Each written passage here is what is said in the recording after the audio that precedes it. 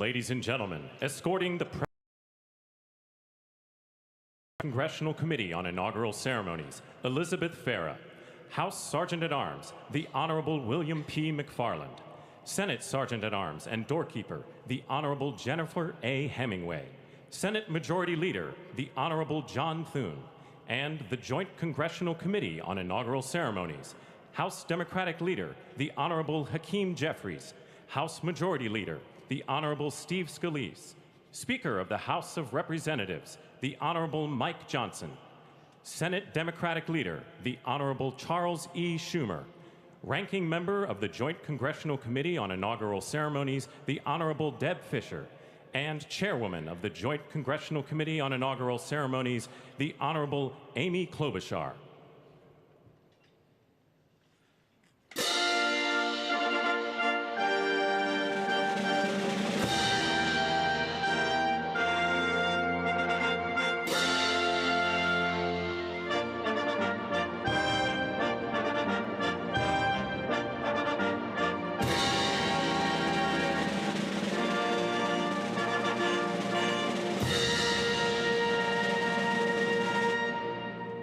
Ladies and gentlemen, the President-elect of the United States, the Honorable Donald John Trump.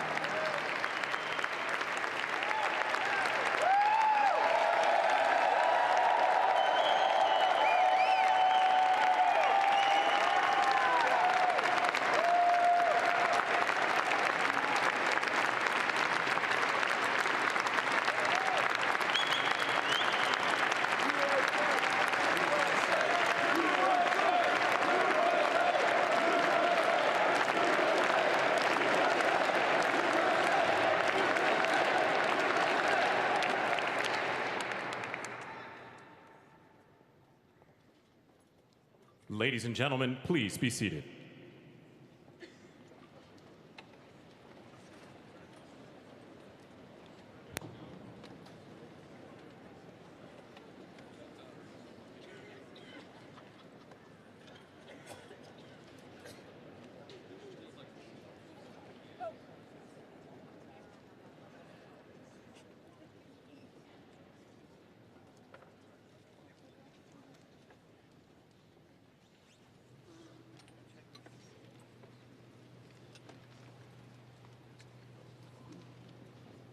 Please welcome the Chairwoman of the Joint Congressional Committee on Inaugural Ceremonies, the Honorable Amy Klobuchar.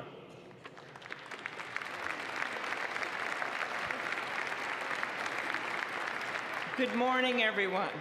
Welcome to the 60th presidential inauguration. Today, President-elect Trump and Vice President-elect Vance will take their oaths of office, and we will witness the peaceful transfer of power at the heart of our democracy.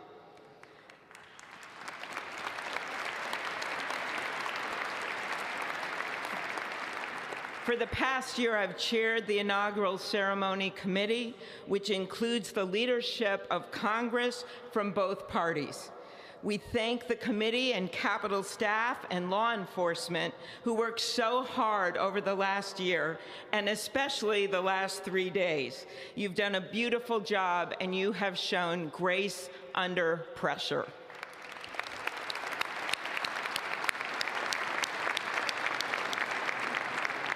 Our theme this year is our enduring democracy.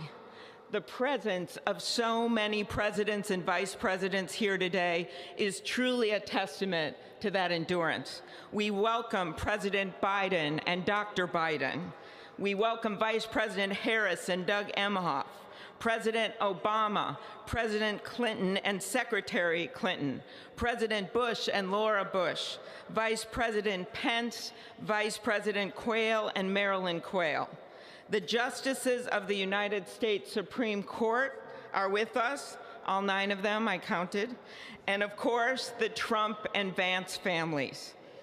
This ceremony marks what will soon be 250 years of our democracy. It is the moment when leaders, elevated by the will of the people, promise to be faithful to our Constitution, to cherish and defend it. It is the moment when they become, as we all should be, the guardians of our country. Through war and peace, through adversity and prosperity, we hold this inauguration every 4 years, and today it falls on Martin Luther King Day, a further reminder that we must strive to uphold the values enshrined in our Constitution, the freedoms, the liberties, and, as is inscribed on the entrance of the United States Supreme Court, equal justice under law.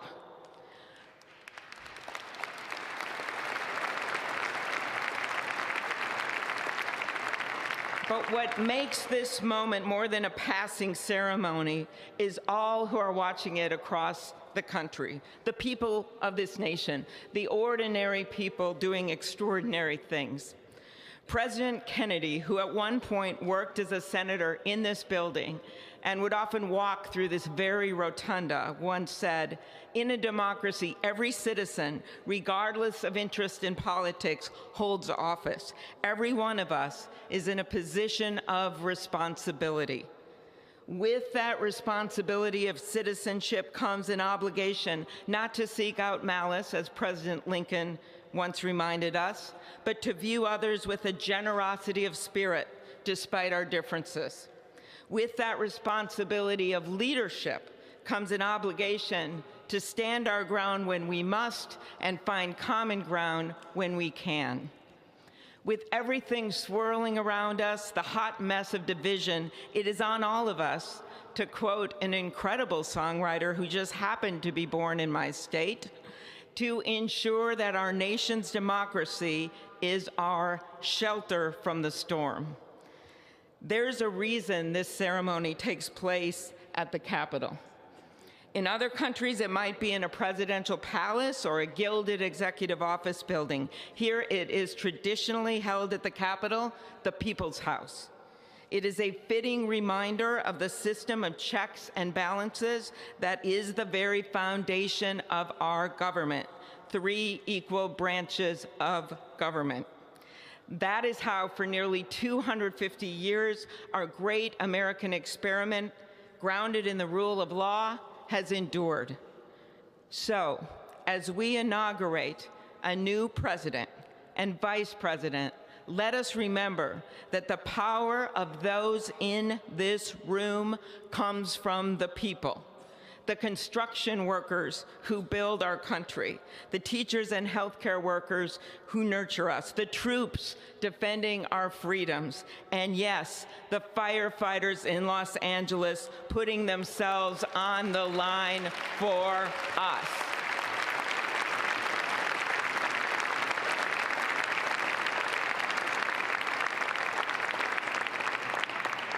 Our democracy's strength and grit must match theirs.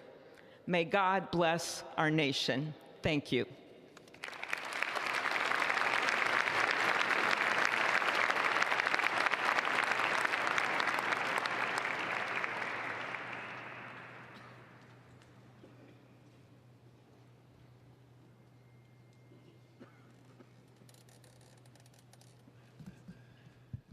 Good afternoon. Endurance through the years is the ultimate test. To persevere through time is the truest measure of an idea, an institution, and a nation.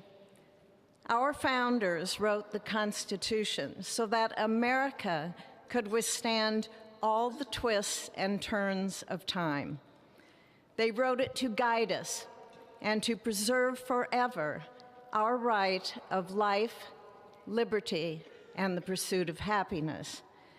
But as much as the truths and principles enshrined in our Constitution remain the same, our democracy promises the American people the power to change, to chart their own destiny. That's the beauty. That is the importance of democracy. It allows the endurance, the permanence of a nation through change. It allows nations like our United States both to avoid the obstacles and to seize the opportunities God has placed before us, all while staying true to our founding principles. Today is our country's 60th inauguration ceremony. Like all the others before it, it is a celebration of our right to set our uniquely American course. The past several years have been trying at times for many, many Americans, and also for the nations of the free world that we humbly strive to lead. In November, Americans chose again to steer this nation towards greatness, the secure, safe, and prosperous future that our founders envisioned for all of us. And today, we celebrate not only their decision to do so, but also the simple right and wisdom of a free people to make their own choice so that their nation might endure. And now, allow me to welcome Archbishop Timothy Dolan and Reverend Franklin Graham, who will deliver our invocation. Please rise.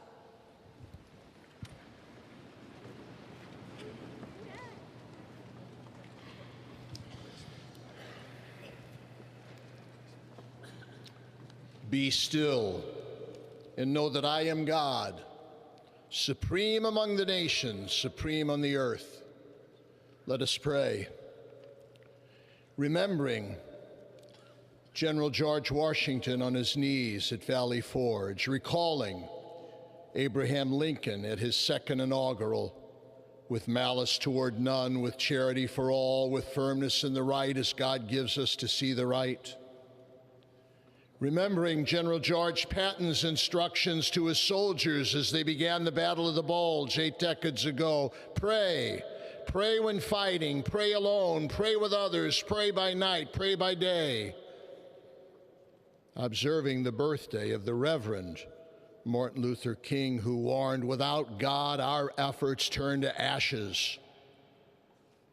We, blessed citizens of this one nation under God, humbled by our claim that in God we trust, gather indeed this inauguration day to pray for our President.